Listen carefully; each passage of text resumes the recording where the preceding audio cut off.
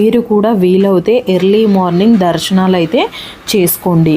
మేము అక్కడి నుంచి రాముడి పాదం నుంచి లక్ష్మణ తీర్థానికి అయితే వచ్చాము.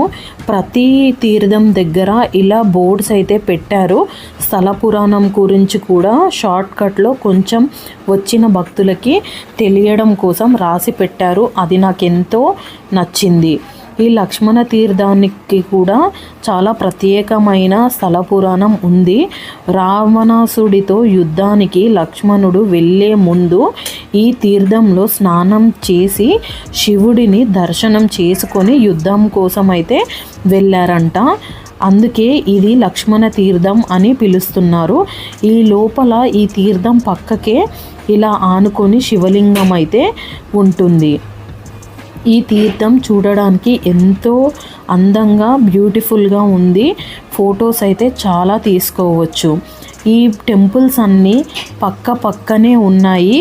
5-10 మినిట్స్కి మీకు ఒక టెంపుల్ అయితే వచ్చేస్తుంది. ఓవరాల్గా సైడ్ సీయింగ్కి మీకు 3-4 అవర్స్లో మొత్తం చూసేయచ్చు. ధనుష్కోడి దగ్గరే కొంచెం టైం పడుతుంది.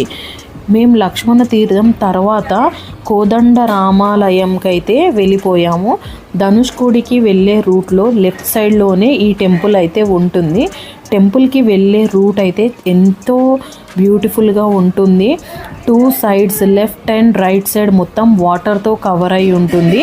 మధ్యలో మాత్రం రోడ్ ఉంటుంది ఈ కోదండ రామాలయం వెళ్ళే దారిలో. రావణుడిపై యుద్ధం గెలిచిన తరువాత రాముడి తమ్ముడైన విభీషణుడికి రాజ్యాన్నిచ్చి పట్టాభిషేకం చేసిన స్థలం ఇదే. ఈ కోదండ రామాలయం దగ్గర ఎలా చేశారో అన్నది కూడా స్థల పురాణం కొంచెం బోర్డ్స్ లాగా పెట్టారు. మీరు కూడా ఏదైనా గుడికి వెళ్ళినప్పుడు కొంచెం స్థల పురాణం రీసెర్చ్ చేసి వెళ్తే ఆ టెంపుల్ని ఇంకా మంచిగా ఎక్స్పీరియన్స్ అయితే చేయొచ్చు. ఇక్కడ అదొక్కటే కాకుండా ఇంకొక స్పెషాలిటీ కూడా ఉంది.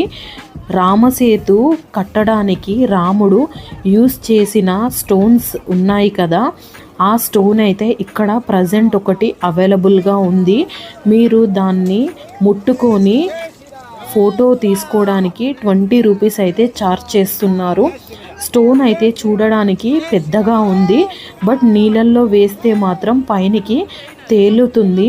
అది ఎంతో అద్భుతంగా అనిపిస్తుంది.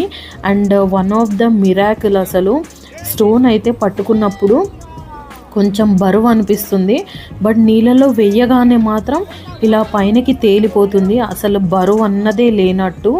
ఈ రామేశ్వరం